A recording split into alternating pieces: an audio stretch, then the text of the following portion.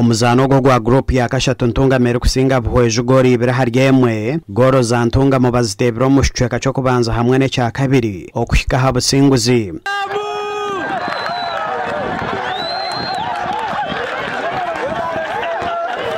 bhweju goro yabo bagitebro mu shiceka cya kabiri bitebire tarukumara kusinga batatugira mu mwanga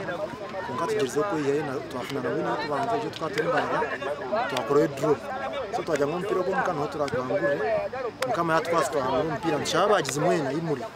uje ntungamo nsafutira abantu babuheje nimbasubiza kugira ngo mpira ugugarukaho tuza kuzana asande nambara city uko mpira tuzaguhangura bhweju ne garuka mu kuzana izobe rya nyencha kare barukutayira timu ya Mbara City Council FC omuzano guraba haceka cheka erizoba bambara City basibo mukurara kabahagize babo kwija kureba omuzano ogo no kubasha bo bushaje cyo kubakwataraho omuryaba babugana harimo Honorable Mwesi gwa Robert Rukari MP wa Mbara City House hamwe na Face Murari hatoyesembera habwa meya bwa Mbara City ninyejumberamu ukagera Mbara City Football Club